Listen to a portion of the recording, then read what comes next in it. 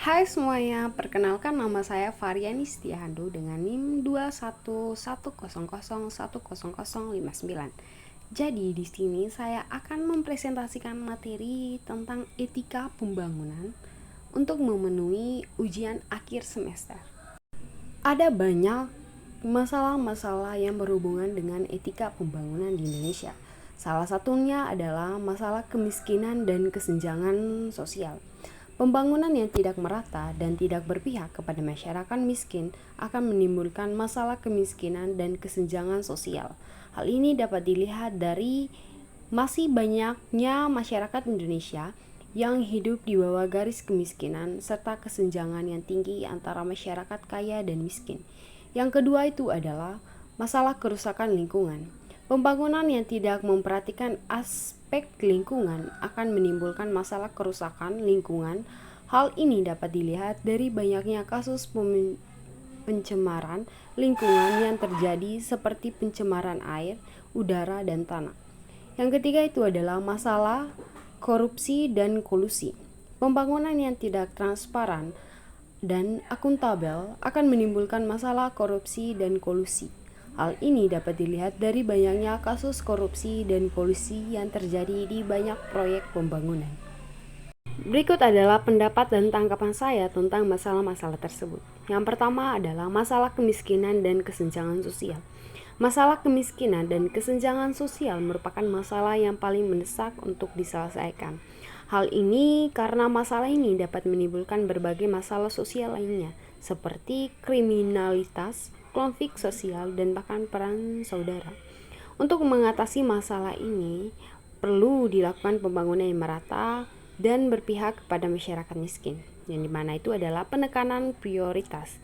Yang kedua adalah reformasi struktural, di mana diperlukan reformasi untuk mengurangi ketimbangan ekonomi di masyarakat. Dan dampak sosialnya itu kesenjangan sosial dapat memicu timbulnya masalah sosial lain seperti kriminalitas dan konflik. Yang berikut adalah masalah kerusakan lingkungan. Masalah kerusakan lingkungan merupakan masalah yang sangat penting untuk diselesaikan. Hal ini dikarenakan kerusakan lingkungan dapat mengancam keberlangsungan hidup umat manusia. Untuk mengatasi masalah ini, itu perlu dilakukan pembangunan yang berkelanjutan, di mana perlu menjaga kesinambungan dalam pembangunan untuk mengatasi masalah kerusakan lingkungan. Dan harus ada edukasi lingkungan, yang dimana diperlukan edukasi bagi masyarakat tentang pentingnya menjaga lingkungan untuk meminimalisir kerusakan lingkungan. Yang berikut adalah masalah korupsi dan kolusi. Masalah korupsi dan kolusi merupakan masalah yang dapat menghambat pembangunan. Hal ini dikarenakan korupsi dan kolusi dapat menyebabkan anggaran pembangunan tidak digunakan secara efektif dan efisien. Untuk mengatasinya, dilakukan reformasi birokrasi, yang dimana perlu dilakukan reformasi birokrasi untuk mencegah terjadinya korupsi dan kolusi dalam proyek pembangunan. Yang kedua itu adalah peningkatan kesadaran. Kesadaran masyarakat tentang bahaya korupsi dan kolusi perlu ditindakkan untuk mencegah terjadinya praktik-praktik tersebut. Pemerintah perlu mengambil langkah-langkah yang konkret untuk mengatasi masalah-masalah tersebut. Selain itu, perlu ada juga peran aktif dari masyarakat untuk mengatasi pelaksanaan pembangunan dan mencegah terjadinya penyimpangan. Salah satu contoh masalah etika pembangunan di NTT adalah kasus korupsi dan kolusi dalam proyek pembangunan infrastruktur. Kasus ini sering terjadi di NTT dan telah merugikan masyarakat setempat.